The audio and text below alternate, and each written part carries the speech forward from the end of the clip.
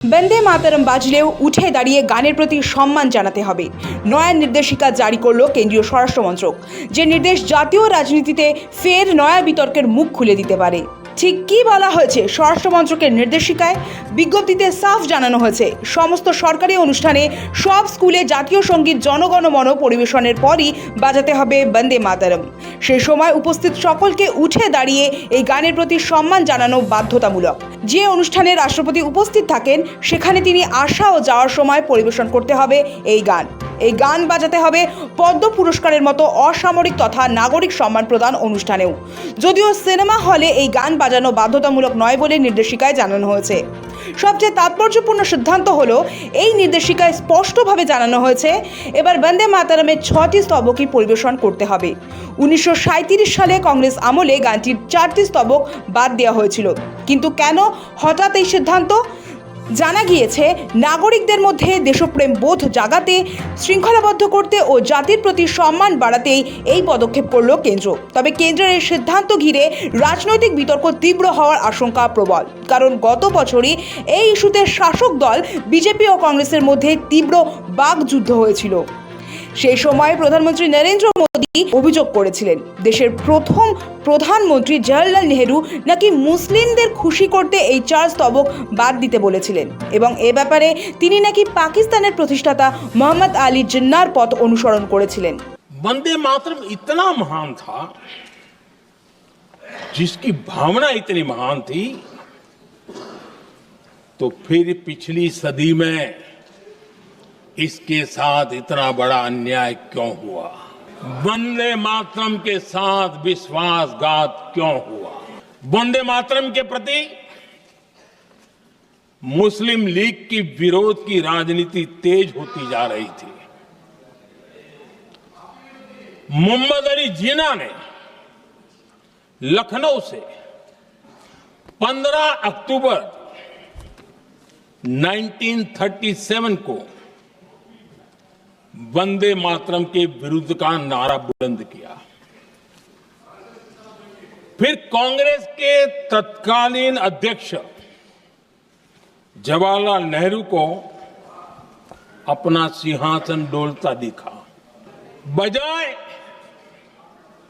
कि नेहरू जी मुस्लिम लीग के आधारहीन बयानों को तगड़ा जवाब देते, निष्ठा को प्रकट करते, लेकिन उल्टा हुआ। वो ऐसा क्यों कर रहे वो तो पूछा ही नहीं, न जाना, लेकिन उन्होंने वंदे मातरम की ही पड़ताल शुरू कर दी। उस चिट्ठी में जिन्ना की भावना से नेहरू जी अपनी सहमति जताते हुए कि वंदे मातरम की, ये जो उन्होंने सुभाष बाबू को लिखा है, वंदे मातरम की आनंद मठ वाली पृष्ठभूमि मुसलमानों को इरिटेट कर सकती है। তবে মোদির এই কথায় তীব্র আপত্তি জানিয়ে কংগ্রেস বলেছিল, ধর্মীয় মেরুকরণের রাজনীতি তীব্র করতে মোদী সরকার ও বিজেপি এসব রটাচ্ছে। দেশের প্রতি ভালোবাসার তুলনায় সংকীর্ণ রাজনীতিটাই এখানে বড় হয়ে উঠেছে। कि नेहरू जी से जितनी भी शिकायतें हैं, जितनी भी गलतियां उन्होंने की आपके जहन में, जितनी भी गालियां देनी है, जितना भी अपमान करना है, उसकी भी एक सूची बना दीजिए। नहीं, बात खत्म नहीं है। 999 अपमान, 9999 अपमान, सूची बना दीजिए और फिर हम एक समय निर्धारित करते हैं। जैसे हमने 10 घंटे आज वंदे मातरम पर हमने बहस किया है ना, उस तरह से हम अध्यक्ष महोदय जी से पूछेंगे, एक समय निर्धारित करेंगे, 10 घंटे, 20 घंटे, 40 घंटे, जितने घंटों में आपकी ये शिकायत पूरी हो जाए, लेकिन इस सदन का कीमती समय जिसके लिए हमें यहाँ पे जनता ने भेजा है, जैसे हमें जनता की समस्याओं को हल करने के लिए चर्चा करनी चाहिए, इस्तेमाल करना चाहिए, उसको एसी के लिए इस्तेमाल करिए। उसके बाद मैं पूछना चाहता हूं कि आपके राजनीतिक पूर्वजों ने वंदे मातरम की इस मंशा को आपने कब पूरा किया? कब आपने ब्रिटिश का विद्रोह किया? आप वंदे मातरम का उद्देश्य था कि ब्रिटिश को के बीच में डर फैलाना। मैं पूछना चाहता हूं कि आपने उस मंशा को कब पूरा किया? 1937 की आप बात करते हैं, और 1937 में आपको आपत्ति है, तो मैं पूछना चाहता हूं कि 1942 में जब भारत छोड़ो आंदोलन था तब आपके राजनीतिक पूर्वज कहां थे? তবে তরজা শুধু মোদি কংগ্রেসের মধ্যেই থামেনি। গত বছর এই বন্দে মাতারমকে কেন্দ্র করেই অশান্তিতে জড়িয়েছিল বিজেপি ও তৃণমূল। সংসদে দাঁড়িয়ে প্রধানমন্ত্রীর বঙ্কিমদা মন্তব্য ঘিরে চড়ছিল রাজনীতির পারদ। একবার নয়, বারবার সেই থেকে লাগাতার তৃণমূলের নিশানায় প্রধানমন্ত্রী নরেন্দ্র মোদী। बंकिम दा का ये भाव सूत्र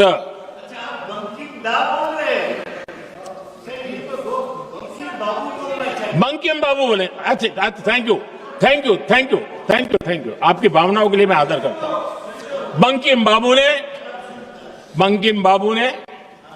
थैंक यू दादा, थैंक यू।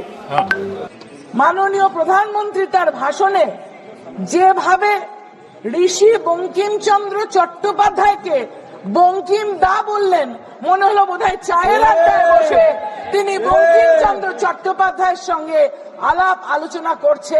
বাংলা এটা ভালোভাবে নিচ্ছে না, বাঙালি এটা ভালোভাবে নিচ্ছে না, যেমন বাঙালি ভালোভাবে নিচ্ছে না ঈশ্বরচন্দ্র বিদ্যাসাগরের মূর্তি, মর্মর মূর্তিকে দাঁড়িয়ে থেকে ভেঙে দেওয়া, বা রাজা রামমোহন রায় যার জন্য আজকে আমি এখানে দাঁড়িয়ে আছি, যার জন্য সতীদাহ প্রথা তিনি উঠিয়ে দিয়েছেন, মহিলারা শিক্ষিত হয়েছে। ঈশ্বরচন্দ্র বিদ্যাসাগর এবং রামমোহন রায়ের অপমান বাঙালি মেনে নিচ্ছে না। এমনকি বাংলার মাটিতে দাঁড়িয়েই বিষয়টি নিয়ে গর্জে উঠেছিলেন খোদ তৃণমূল সুপ্রিমো মমতা বন্দ্যোপাধ্যায়। কালকে বঙ্কিমচন্দ্র চট্টোপাধ্যায়কে বললেন বঙ্কিমদা, যেন মনে হচ্ছে হরিদা আর শ্যামদা। বঙ্কিমচন্দ্র চট্টোপাধ্যায় যিনি ন্যাশনাল সং রচনা করেছিলেন, তাকে এইটুকু সম্মান দিলেন না? আপনাদের তো মাথা নিচু করে নাক্ষত দেওয়া উচিত জনগণের কাছে, তাতেও ক্ষমা হবে না।